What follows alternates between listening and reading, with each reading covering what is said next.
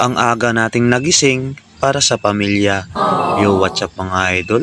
Nagising na naman tayo ng 4 a.m. para makapaghanda ng ating pagkain mga idol kasi nga may pasok tayo ngayong araw. At itong na naman yung titirahin natin mga idol kasi nga paborito natin yung tira-tira kasi para makatipid. Itong buto-buto na naman yung titirahin natin mga idol. Ginisahan ko lang ulit yan ng sibuyas at bawang. Tapos lagyan din natin ng tubig mga idol. At syempre bago pala yung tubig, igigisa din natin itong napakalaking hiwa ng papaya mga idol.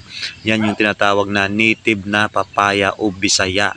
Ayan, lagyan natin ng tubig, pakuluan natin mga idol, timplahan. At syempre, hindi mawawala yung paborito nating malunggay. Yan yung healthy food natin mga idol.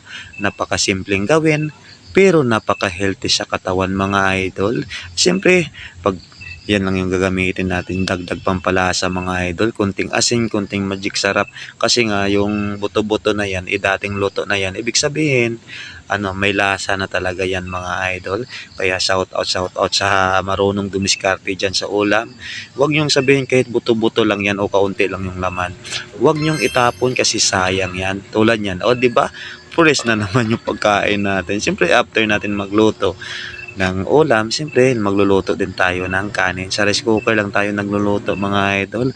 At after pa ng pagkaluto nga ng kanin natin mga idol, siyempre nagready na tayo ng pambaon natin pang lunch na yan mga idol. Ayan. Ayan, dinamihan ko na mga idol kasi nga yung trabaho namin medyo nakakapagod.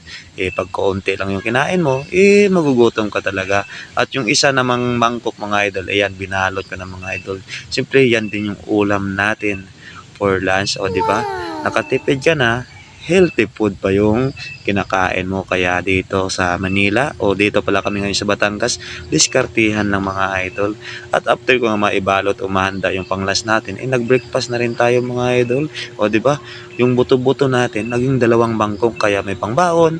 Meron pa tayong pang breakfast at yung time na yung mga idol, nag-ready na tayo para pumasok sa ating work mga idol. Ganyan talaga mga idol, kailangan natin sipagan, kailangan natin gumising ng maaga para sa sarili natin at syempre yung higit sa lahat para talaga sa pamilya natin. At yung time na yan mga idol ay papunta na kami o papasok na kami sa trabaho namin. Dito pa rin kami yan sa FPIP Santo Tomas, Batangas mga idol.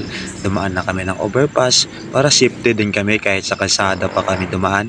Medyo delikado mga idol. At ito pala yung gate namin mga idol, papasok dun sa tinatrabahuhan namin. Ayan mga idol, dito din yung iba.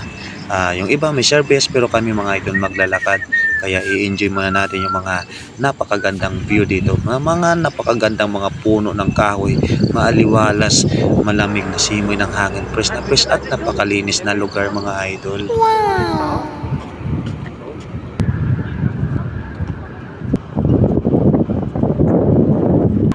Tawagan si Konsyal at si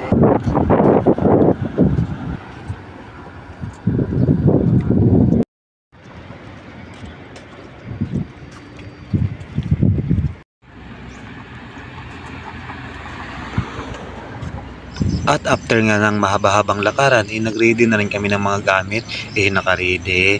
Ayan na nga mga idol, buhat na namin mga idol. Kasi nga, papunta na kami sa building. At yung time na yan, dito na kami sa taas mga idol. At yan na naman si Mount Makiling. At sinimulan na natin yung trabaho mga idol. Kasi nga, parang pangit yung panahon. Lagi umuulan. Dito kami mga idol, nagre-retouch na ako sa mga ginawa namin kahapon. Kunting sipag-sipag lang talaga mga idol. At siyempre, haluan talaga natin ng tiyaga yan para may kita din tayo mga idol. At after nga natin ma-retouch, malinisan, patuyuin na lang natin yung mga idol. At nang matuyo na, nagtrabaho na tayo mga idol. Ayan, naglatag na tayo. At pagdating ng 11:30, kainan na.